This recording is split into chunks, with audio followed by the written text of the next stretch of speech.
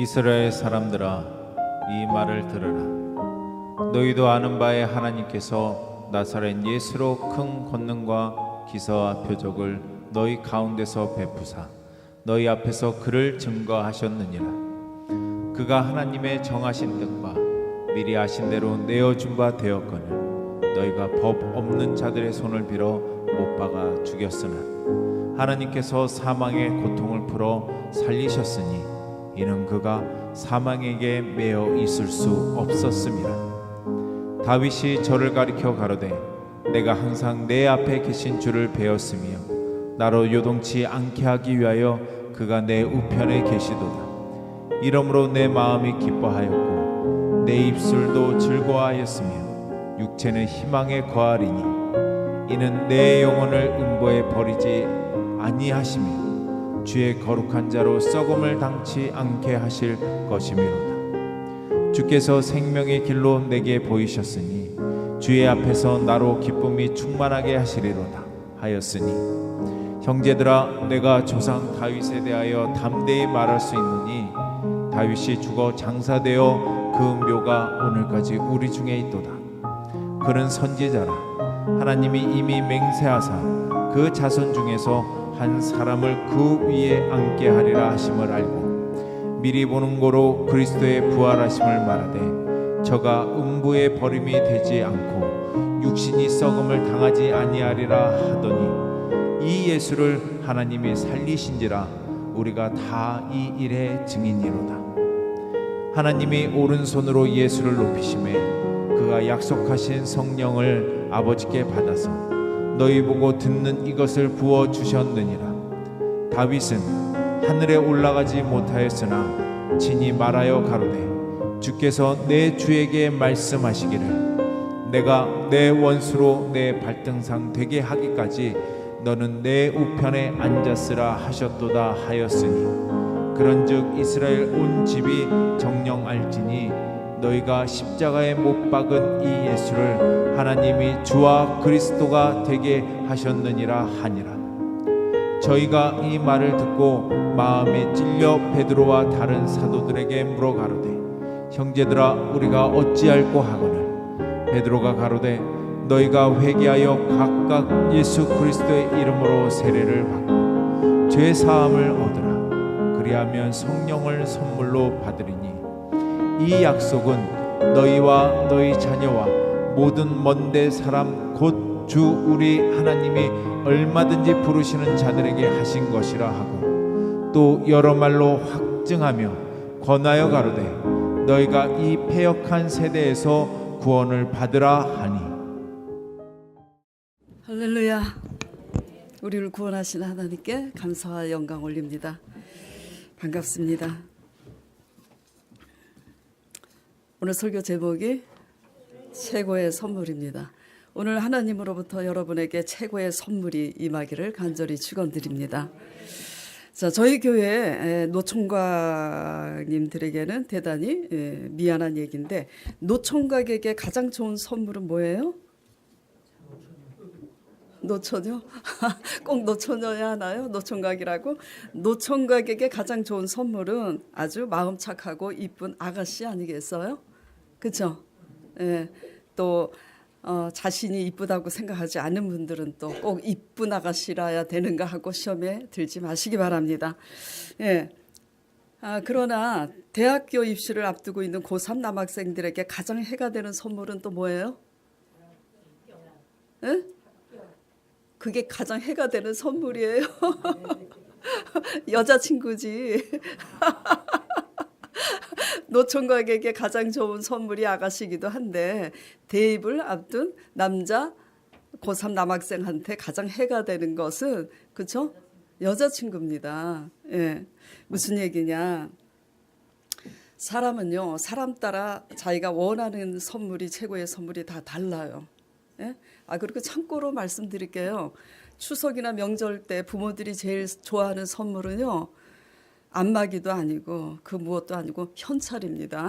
예, 쓸데없이. 근데 현찰을 드리려니까 많이 드릴 수가 없어가지고 막 샴푸나 뭐 이런 거 하지 마시고 5만 원이라도 현찰로. 예. 누구나 다 어느 때나 늘 동일하게 원하는 최고의 선물은 구원입니다. 그렇기 때문에 그 무엇보다 더 가장 소중하고 귀한 것은 바로 우리 목숨이에요. 그렇죠? 예, 우리 목숨입니다.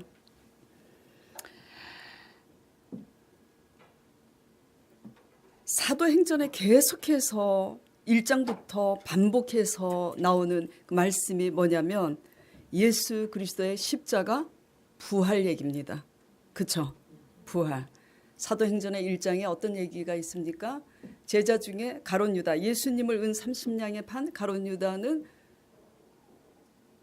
자살했잖아요. 그래서 그 한 제자를 노총각이 또 들어옵니다. 네, 그래서 또 한 제자를 보충하기 위해서 뽑을 때 뭐라고 합니까? 우리 중에 같이 다니면서 예수 그리스도의 부활을 목도한 자, 그래서 부활을 증거할 자를 뽑아야 된다고 이렇게 십자가의 부활 얘기로 시작해서 부활 얘기로 끝나는 게 사도행전입니다. 자, 그렇기 때문에 부활하신 주님께서 주시는 최고의 선물은 그럼 뭡니까? 딱 나와야지 되는데 나올 때까지 설교해야지. 자, 부활하신 예수 그리스도께서 우리에게 주시는 최고의 선물은 뭐예요? 성령입니다. 성령, 부활하신 성령. 성령은 부활의 영이에요. 그렇기 때문에 우리로 하여금 다시 살게 하시는 분이 누구냐면 성령이세요. 그렇기 때문에 성령의 선물이 가장 귀한 최고의 선물입니다. 오늘 본문 말씀 올려주세요. 여기 몇 절에 있습니까? 이게 이 말씀이 이 38절에. 자, 38절. 베드로가 가로되 너희가 회개하여 각각 예수 그리스도의 이름으로 세례를 받고 제 사함을 얻으라. 그리하면 뭘 받는데요? 선물로 성령을 선물로 받으리니. 근데 믿음이 없으면 영혼에 대한 가치를 모르면 전번 시간에도 제가 말씀드렸지만 성령보다는 돈 10만 원, 100만 원이 더 크게 다가오잖아요. 예. 성령을 선물로 받으면 그 안에 다 있습니다. 다 있어요. 저절로 따라오는 거지. 자, 그러면 이 성령을 주시기로 이제 약속하셨는데 이 성령을 받으려면 최고의 선물은 성령인데 이 성령을 받으려면 어떻게 해야 돼요?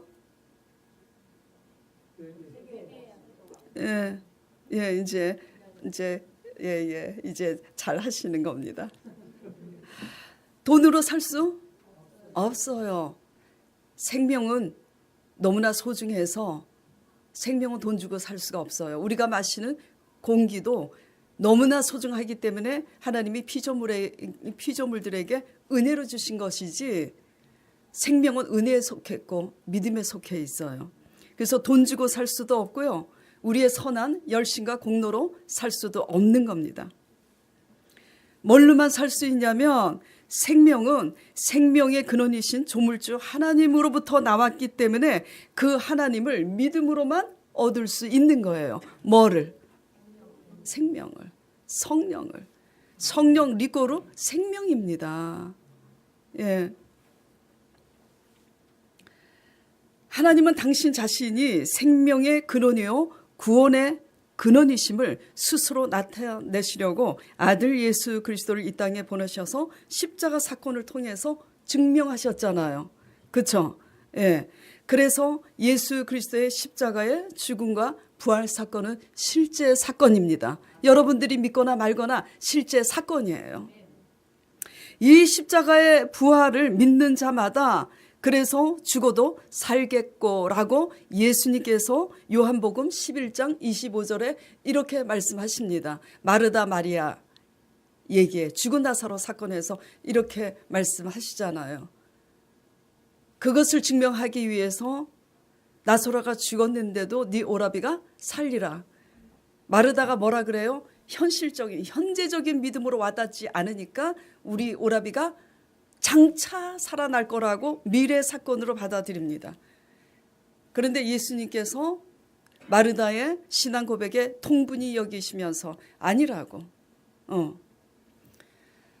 그러시면서 25절에 예수께서 가라사대 나는 부활이요 생명이니 나를 믿는 자는 죽어도 살겠고 살아서 믿는 자는 영원히 죽음을 보지 아니하리라 이렇게 말씀하시는 겁니다. 그러므로 사도행전 1장에 성령을 주시기로 약속하셨잖아요. 그래서 2장에 오순절날 성령을 받는데 이렇게 주시기로 약속한 성령은 뭘로만 가능하냐면 믿음으로만 가능한 겁니다. 뭘로만 가능하다고요? 믿음으로만 가능한 거예요. 그런데 이제 문제는 그런데 말입니다. 문제는 우리가 원하는 구원과 하나님이 원하시는 구원이 다르다 보니까 이미 오셨어도 그 임재를 느끼지 못합니다. 왜? 우리는 어떤 구원을 원해요? 표면적인 구원, 물리적인 구원을 원합니다. 눈에 보이는. 무엇을 먹을까? 마실까? 어떻게 하면 좋은 집에서 살고. 특히 남자들은 자가용에 관심이 있죠.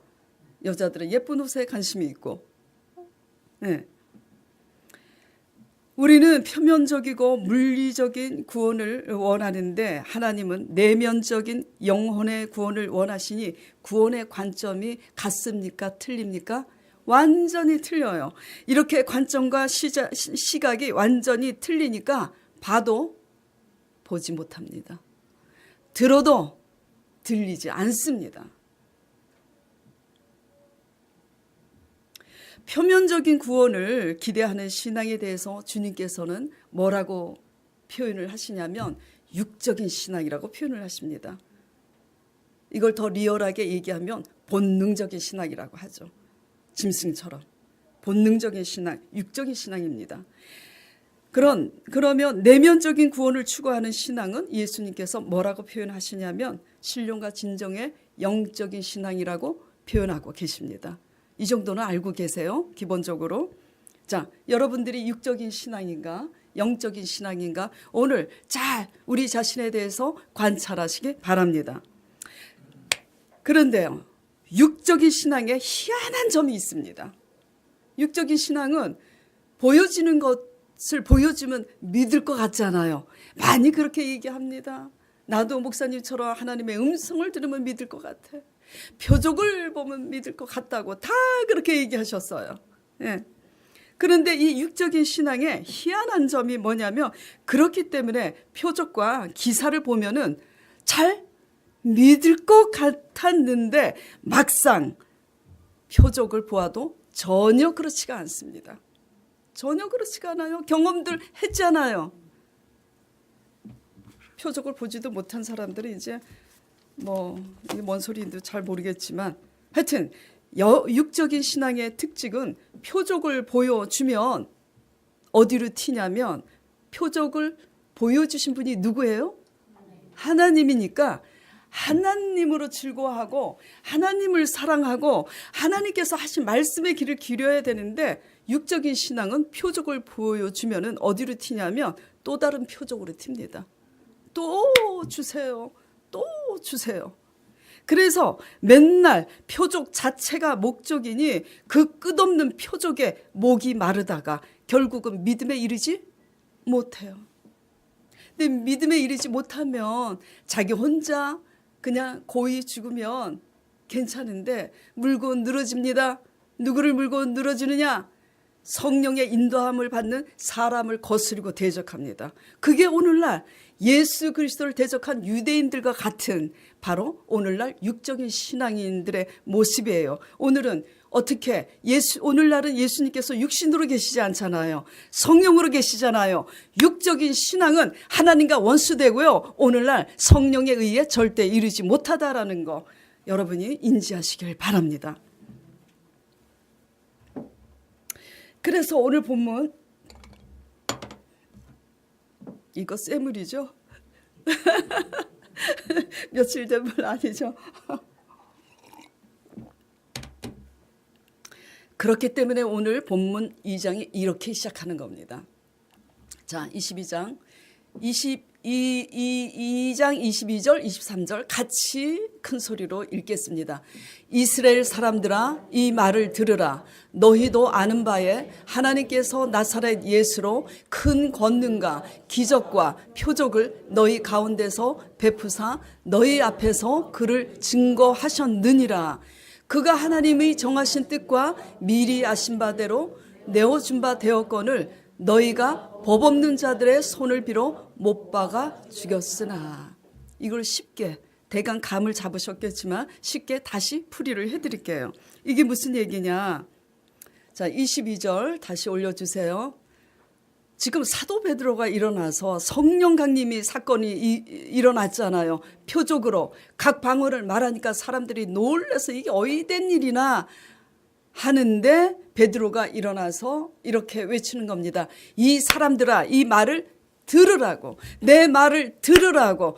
너희도 아는 바에 하나님께서 예수로 뭘 행하셨다고요? 너희 가운데 큰 권능과 문둥병자를 고치시고 어떤 기사와 표적을 얼마나 많이 너희 가운데 행하셨잖아요. 그렇죠? 증거가 됐잖아요. 그런데 23절에 어떻게 했어요? 그런데 쉽게 얘기하면 너희가 23절 중반에 너희가 법 없는 악한 자들의 손을 이용해서 빌려서 십자가에 못 박혀 죽였잖아요. 이게 누굽니까? 교회 밖에 이방인들이에요? 교회 안에 여기에 계시는 여러분입니다. 여러분. 예. 누굴까? 여러분 중에. 얼마나 수없이 많은 이스라엘 백성들이 하나님의 권능과 기적을 목도했잖아요. 얼마나 많은 유대인들이 예수 그리스도의 권능과 이적을 목도했잖아요.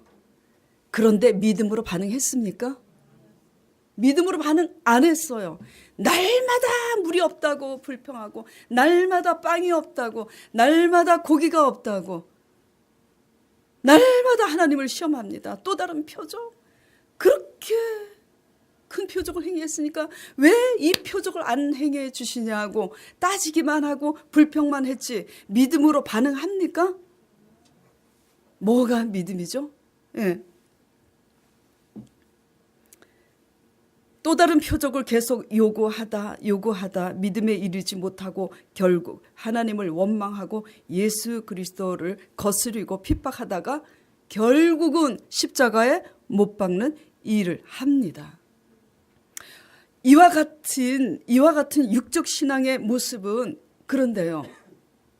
오늘날 현실적으로 우리 자신들에게 어떻게 나타나는지 적용을 해보도록 하겠습니다. 실제적인 일입니다. 예, 잘 들으세요. 자, 이렇게 얘기합니다. 제자 사역을 할 때 교회를 개척해서도 이런 말을 너무 많이 들었어요. 건강하게만 해주신다면 하나님을 잘 믿을 거라고. 그랬어요, 안 그랬어요? 그랬어요. 어느 정도 경제력만 있게 해주신다면 하나님을 잘 믿겠노라고. 찔리는 분 대답하세요. 그랬어요, 안 그랬어요? 그랬어요. 예. 그리고 특히 남자들 사업만 잘 되게 해주시면 11조 내겠다고. 근데 잘 되게 해주시니까 아예 교회 안 나오더라고. 그리고 이쁜 여자하고 바람 나더라고요. 네. 대상이 누구죠? 대상이 거룩한 전능자 하나님이신데 하나님 앞에서 베팅을 합니다. 베팅이 뭔지 알죠? 네. 조건을 걸어요. 이렇게 조건을 거는 신앙의 자세와 태도가 바로 육적인 신앙의 대표적인 유형입니다. 예, 근데 대부분 이렇게 믿어요.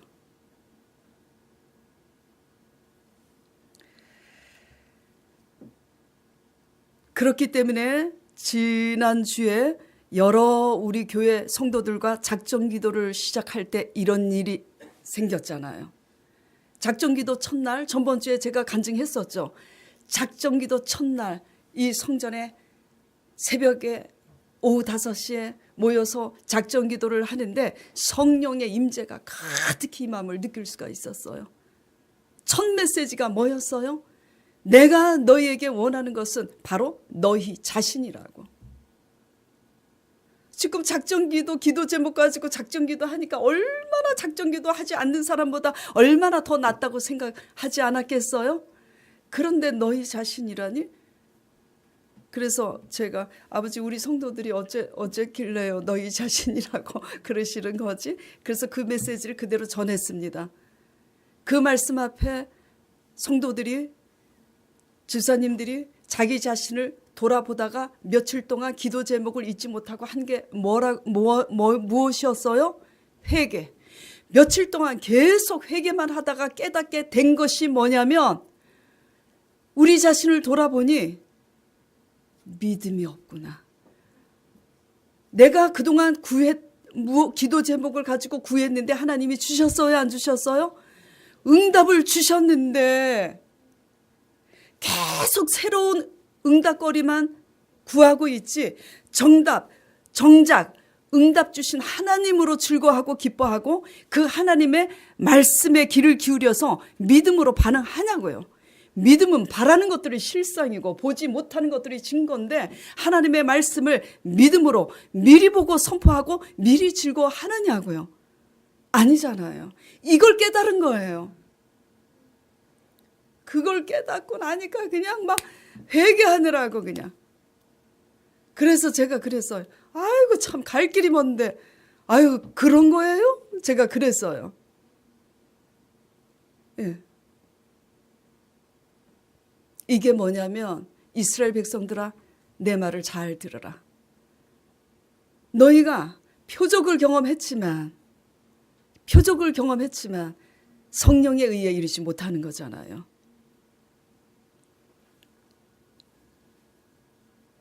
성경의 모든 표적과 기사는 무엇을 의미하는지 여러분들이 깨달아야 합니다.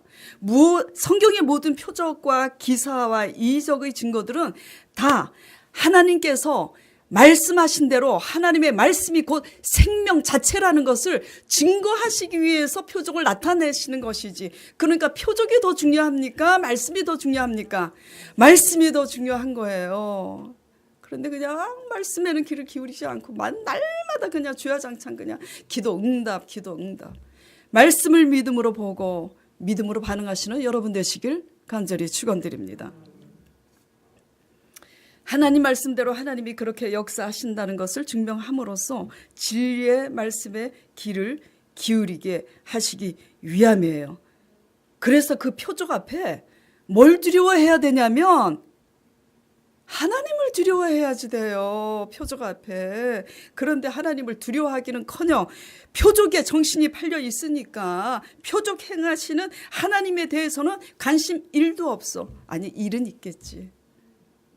예. 표적에만 정신이 팔리니 이걸 성경에 무엇이라고 성경이 고발합니까? 영적인 음행이라고 표현합니다.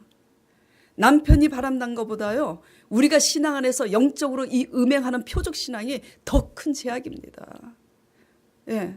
그래서 바람난 남편 흉볼 자격 아무것도 없어요.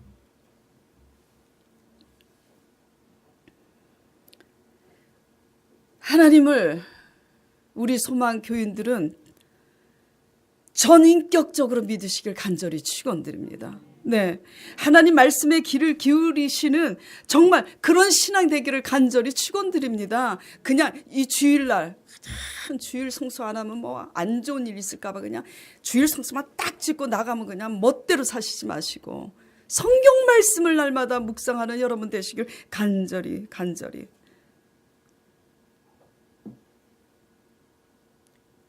그래서 베드로가 일어나서 내 말을 들으라고, 그래서 저도 여기서 이렇게 이 말을 들으라고 이렇게 외치는 거 아니겠습니까? 예. 그러나 다윗은 그렇게 믿었습니까? 다윗은 그렇게 안 믿었어요. 자, 25절 보겠습니다.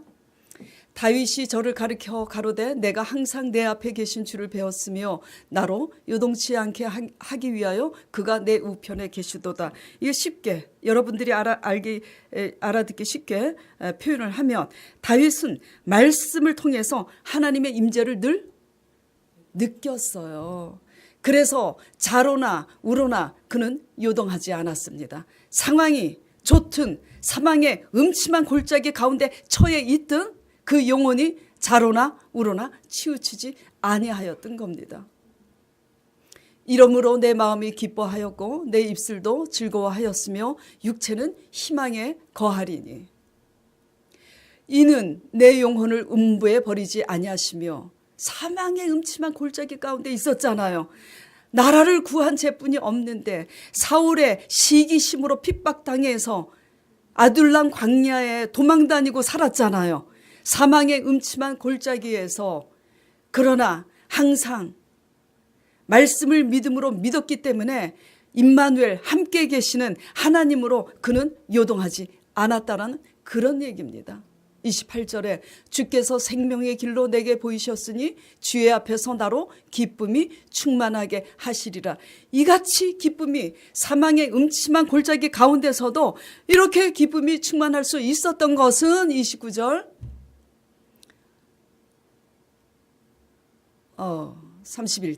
31절입니다.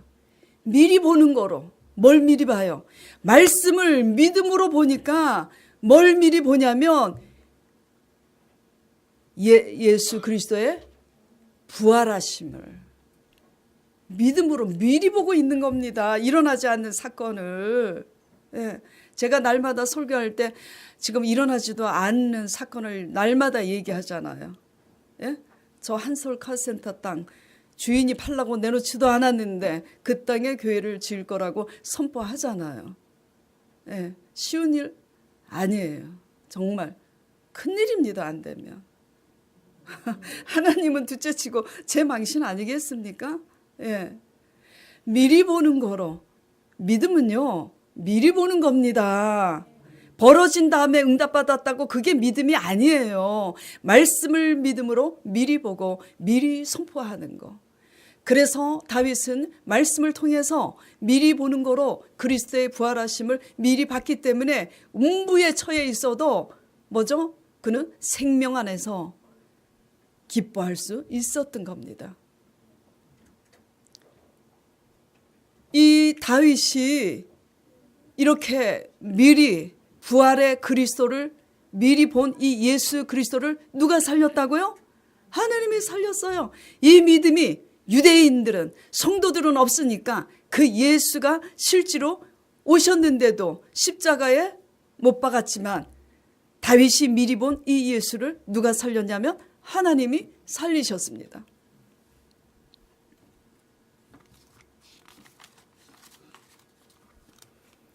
자, 다시 23절 상반절을 보겠습니다.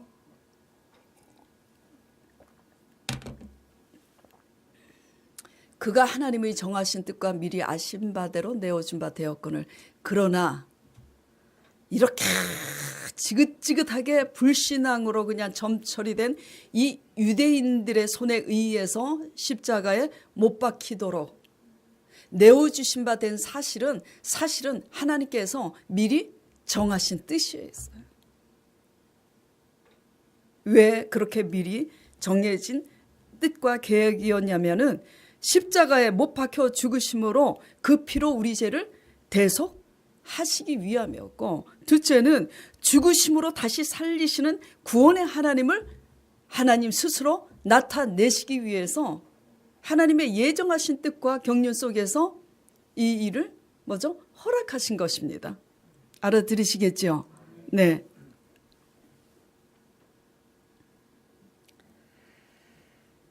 오늘 이 시간 이후부터 여러분은 모두 표면적인 표적신앙의 꼬리를 떼시길 간절히 축원드립니다. 하나님의 구원은요, 영혼 구원입니다. 영혼 구원이에요. 그렇기 때문에 하나님의 구원은 죄로부터의 구원, 거듭남, 이게 구원입니다. 응답받았다고, 권능을 경험했다고, 그게 아니에요. 예. 마태복음 1장 21절 보겠습니다. 마태복음, 자, 같이 읽어볼까요? 아들을 낳으리니 그 이름을 예수라 하라. 이는 그가 자기 백성을 저희 죄에서 구원할 자이심이라. 예수 그리스도께서 왜 오셨다고요? 죄를 구원하시기 위해서. 내면적인 겁니다. 표면적인 게 아니라, 물리적인 것이 아니라. 죄가 무엇인가? 가장 큰 죄가, 믿지 못하는 게 가장 큰 죄지 뭐겠습니까? 예. 영이와 영철이가 싸웠다고 그게 뭐 큰 죄입니까? 예. 가장 어마어마하게 큰 신앙은 여러분들이 교회 성전들을 밟으면서도 하나님을 향한 믿음이 없다는 게 가장 큰 죄악입니다. 올바른 믿음은 그렇기 때문에 표적을 보고 믿는 믿음이 아니고 먼저 하나님의 말씀을 믿음으로 받아서 죄를 깨닫고 회개함으로 우리의 영혼이 거듭나는 것이 올바른 믿음입니다. 예. 새롭게 되는 것. 그게 올바른 믿음이고 그게 영혼 구원이에요. 자, 그렇기 때문에 지난주가 아니라 지지난주 제가 시편 84편 말씀을 가지고 복이 있는 사람, 그 사람이라는 주제로 설교를 했었잖아요. 시편 84편의 핵심 말씀이 뭐였냐면 극한의 비참한 시련 가운데서도 주를 의지함으로 죽게 힘을 얻는 자는 복이 있다고 말씀하시는 그 본문을 가지고 복이 있는 사람, 그 사람이라는 주제로 설교를 마치고 나서 식사 후에 제자 양육 시간에 큐티 시간에 청년부에서 한 형제가 이런 고백을 했습니다. 제가 모태 신앙으로서 계속 신앙생활을 해오는데 그동안 너무도 보여지기 위한 부풀려진 신앙으로 되어온 지가 너무나 오래됐었다고. 큐티 하신 분들은 들었잖아요. 그쵸? 다 들으셨죠? 예. 그래서 제가 왜냐하면 그날 복이 있는 사람은 어떤 사람인가를 적용하면서 우리 자신을 과연 복이 있는 사람인가 관찰하고 발표해보자고 할 때 이 형제가 그런 말을 한 거 아니에요. 부풀려진 신앙이었다고. 그래서 제가 그런 질문을 했어요. 그러면 그렇게 너무 오랫동안 부풀려진 이 표적 신앙의 고리를 어떻게 끊을 수 있겠는가 물어봤어요. 그랬더니 그 형제가 잘 모르겠다고 대답했잖아요. 그래서 제가 뭐라고 권면했습니까? 회개하라고. 복잡하게 생각할 거 없다고. 회개하면 돼. 제가 그랬어요. 왜? 내면에 충실하지 않은 보여지기 위한 잘못된 외식 신앙을 깨달았으면 회개하고 이제부터 내면에 충실한 신앙으로 돌아서면 되잖아요. 예.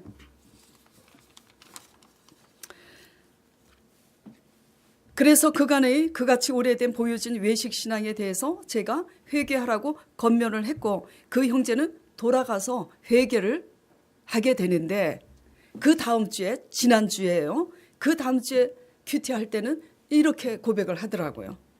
사실 그 당시에 요즘 상당히 아주 컨디션이 안 좋고 우울해서 자살을 하고 싶을 정도의 충동을 느낄 만큼 아주 안 좋았다고. 그런데 어쨌든 자살하고 싶을 만큼 아주 안 좋았지만 그렇게 그동안 신앙생활을 한 것에 대해서 하나님께 죄송하다고 회개는 해야 되겠어서 회개를 계속 거듭 죄송합니다. 정말 그렇게 신앙생활해서 죄송하다고 거듭 고백을 하는데 이상한 일이 일어났대잖아요. 뭐가 이상한 일이냐? 지금 자살하고 싶은 충동 가운데 그럼에도 불구하고 회개를 하는데 찬송이 나오겠습니까? 본인이? 아니에요. 그런데 마음속에서 본인의 의지와는 상관없이 찬송이 나오기 시작하더니 그 찬송과 함께 감사하지 못했던 여러 일들이 생각이 나더래요. 하나님께서 세상에 우리의 문제를 이렇게 해결해 주시고 이것도 해결해 주시고 감사의 조건이 한두 가지가 아니라는 것을 동시에 깨달으면서 감사하게 되면서 순간 바뀌었어요. 순간 영적인 이동이 있는 겁니다. 대이동. 내가 왜 근데 자살하고 싶은 생각을 한 거지? 본인이 그런 생각이 들었대요. 이게 뭡니까? 이게 영적인 대이동인 겁니다. 지금 알아들으시겠어요? 예. 내가 죽고 싶었던, 이미 죽은 겁니다. 그 마음이 들었을 때는 죽고 싶었던 그 육적인 마음이 회개를 했더니 찬송이 나오고 감사가 깨달아져서, 감사가 깨달아지니 살맛이 나는 거야. 살맛이 나니까 내가 왜 자살하고 싶은 생각을 했는 거지? 우리의 불신앙의 생각을 통해서는 마귀가요, 사람을 잡습니다. 예. 그래서 그날 그 형제는 영적인 대이동이 있었던 거예요. 이게 뭐냐면 거듭남입니다. 이렇게 거듭나게 영적인 이사를, 예, 자살이라는 죽음에서 살맛이 나는, 다시 사는 이 거듭남의 이사를, 번지수를 옮기게 된 이 일은 누가 하신 거예요? 하나님의 성령이 하신 겁니다. 그런데 하나님께서 새롭게 거듭나게 할 수 있도록 우리가, 그 형제가 뭘 했어요? 회개를 한 겁니다. 회개를 한 거예요. 자, 그렇기 때문에 오늘 말씀 다시 36절, 37절, 38절 읽겠습니다. 자, 같이 읽겠습니다. 씩씩하게. 그런즉 이스라엘 온 집이 정녕 알지니 너희가 십자가에 못 박은 이 예수를 하나님이 주와 그리스도가 되게 하셨느니라 하니라. 저희가 이 말을 듣고 마음에 찔려 베드로와 다른 사도들에게 물어 가로되 형제들아 우리가 어찌할꼬 하거늘 베드로가 가로되 너희가 회개하여 각각 예수 그리스도의 이름으로 세례를 받고 죄 사함을 얻으라. 그리하면 성령을 선물로 받으리니. 아멘. 자, 최고의 선물이 뭡니까? 성령이에요. 사람이 얼마나 간사한 줄 아세요? 가진 것이 없을 때는 가진 것이 좀 있으면 행복한 줄 압니다만 가진 것이 있으면 편할 뿐이지, 그리고 가진 것에 또 길들여지면 별로 좋은 줄도 모릅니다. 숲속에 사는 사람은 숲이 좋은 줄 압니까? 예? 이게 개인 이름을 거론해서 죄송한데 우리 이창호 아버님이 정말 서울대 나오셔서 얼마나 몇백억의 그 건물 가지고 있고 얼마나 잘 나가셨던 분이에요. 근데 지금 뭐라고 고백합니까? 내가 다 잃어버렸어도 그거 다 잃어버렸기 때문에 내가 구원의 하나님을 알게 됐다고 감사하면서 많은 것을 가졌을 때보다 오히려 지금이 진정 더 행복하다고 여러 번 고백하는 거 여러분 들으셨잖아요. 예. 근데 젊을 때 내 똑똑하다고 내 실력 믿고 하나님 의지하지 않고 살다가, 예, 다 잃어버린 다음에 죄송합니다. 하나님을 만나는 것보다는 젊은 여러분들, 젊었을 때보다 하나님 말씀에 귀를 기울이고 훈련받는 여러분 되시길 간절히 축원드려요. 똑똑하다고, 나 잘났다고 하나님 의지하지 않고 내 힘으로 살다가는 거기에는 뭐가 없어요? 성령이 없습니다. 예. 인격적으로 뭐 성품이 좋아서 좀 인격이 좋다, 내가 똑똑하다, 그거요? 아무것도 아닙니다. 오직 구원은 무엇으로부터 나는 거예요? 성령으로부터 나는 겁니다. 부활의 영, 십자가에 죽으시고 부활하신 예수 그리스도의 성령으로 우리의 영혼이 말씀 안에서 회개함으로 영적인 대이동, 관점의 대이동, 우리의 가치관이 세상적이지 않는 가치관으로 바뀌는 거, 이런 게 거듭남, 새 것이 되는 겁니다. 성령 안에서. 이런 자는 죽어도 뭐죠? 부활, 성령에 이르는 겁니다. 요한복음 그래서 3장 3절에서 6절에 뭐라고 예수님께서 직접 말씀하셨어요?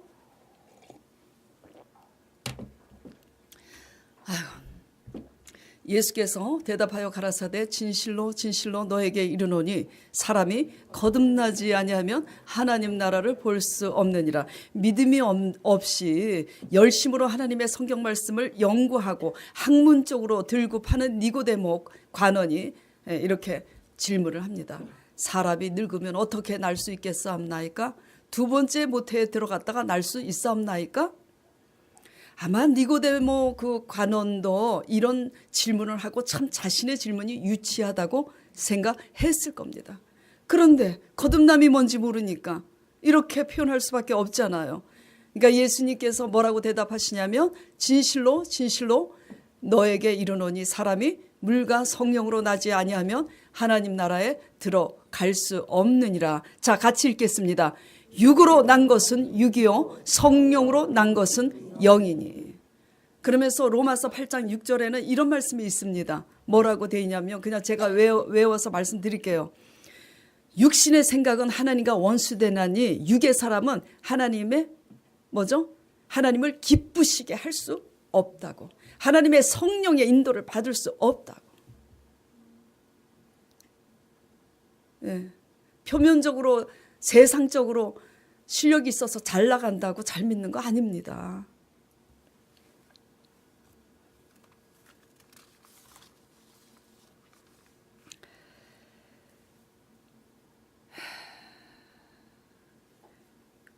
회개하고 돌이켜서 실제로 성령으로 새로워지면 그러면 어떤 일이 일어나느냐? 우리 영혼이 먼저 영적인 대이동으로 새로워지면 그렇게 날마다 그렇게 신앙생활을 하다 보면 하나님의 때, 가장 좋은 때 어떤 일이 일어나냐면 실제로 광야 같은 여러분의 삶 속에 뭐죠? 길이 없는, 길이 안 보이는 여러분의 삶 속에 하나님께서 길을 제시하십니다. 사막같이 피폐한 여러분의 삶 속에 그 사막에서 강물을 내시는 물된 동산 같은 하나님이 윤택한 삶을 아버지께서 하나님의 때에 축복해 주시는 거예요. 예. 그래서 사도행전 3장 이제 그 다음 말씀에 이런 말씀이 있습니다. 사도행전 3장 19절에 그러므로 너희가 회개하고 돌이켜 너희 죄 없이 함을 받으라. 이같이 하면 어떻게 되는 날이 임한다고요? 유쾌하게 되는 날이. 좋게 말할 때 새 사람이 되면 그 후에 실제로 너희 삶에 새 일이 일어날 것이라고. 그래서 이사야 43장에 하나님께서 이렇게 말씀하십니다. 보라, 내가 새 일을 행하리니 이제 나타낼 것이라고. 이제가 어떤 때일까요? 이제 그 불신앙의 끝에서 회개한 그때 이제 나타낼 것이라 너희가 그것을 알지 못하느냐. 정령이 뭐지? 내가 광야의 길과 사막의 강을 내리니. 예.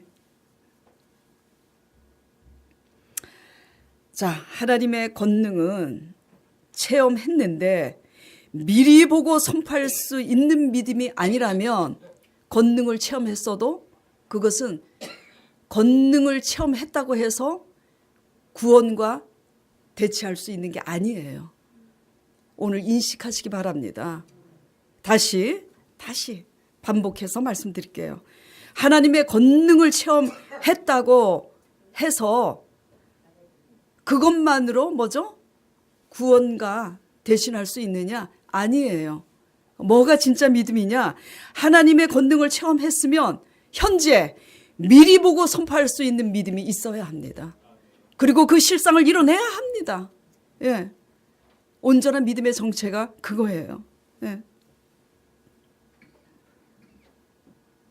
그리고 정말 믿음이 있다면 말씀을 믿음으로 보기 시작해요. 그래서 말씀을 통해서 우리 자신을 봅니다. 리얼하게. 얼마나 추하고 악한지, 얼마나 교활하고, 얼마나 우리 속에 욕심이 많은지 우리 자신을 보고 회개할 것이 무엇인지 구체적으로 적용이 됩니다. 말씀을 보면서 구체적인 우리의 제약이 적용이 안 되고 있다면 지금 믿음이 없는 거예요. 네, 없는 겁니다.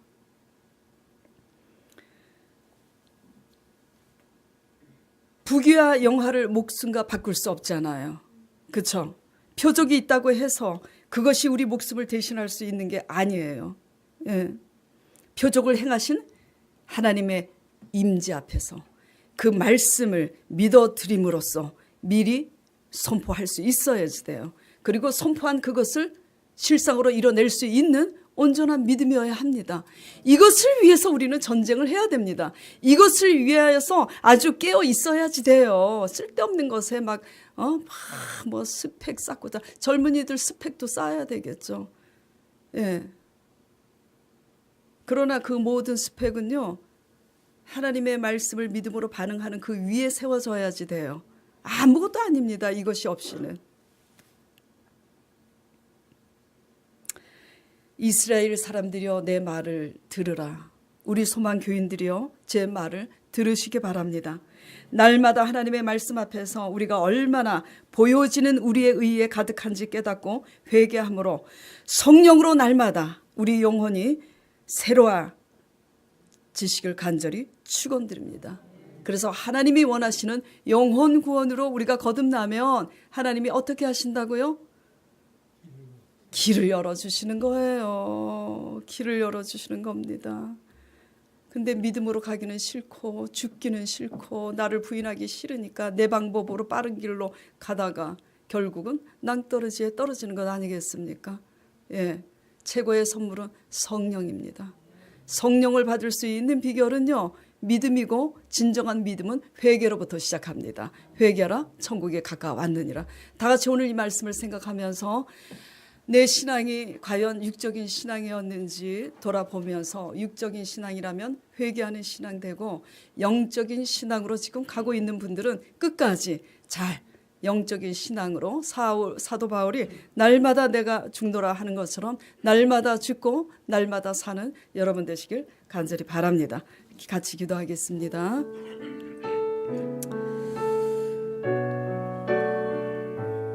아버지 주님이시여, 우리가 믿음이 없으면 육적인 신앙이 됩니다.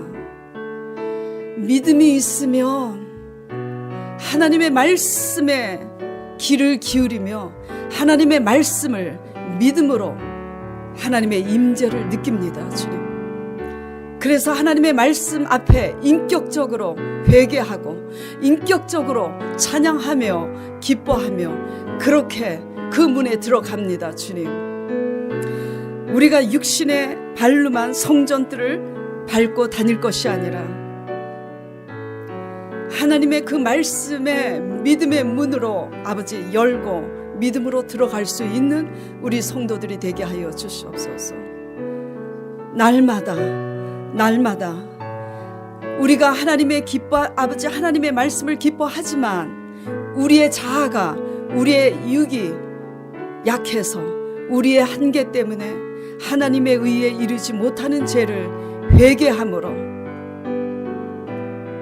성령이 주시는 감동과 감화로 새로워지는 이 거듭남을 성도들이 경험할 수 있도록 축복하여 주시옵소서. 성령으로 날마다 새로워짐으로 그렇게 아버지와 손잡고 갈 때에 결국은 우리 마음의 소원이 항구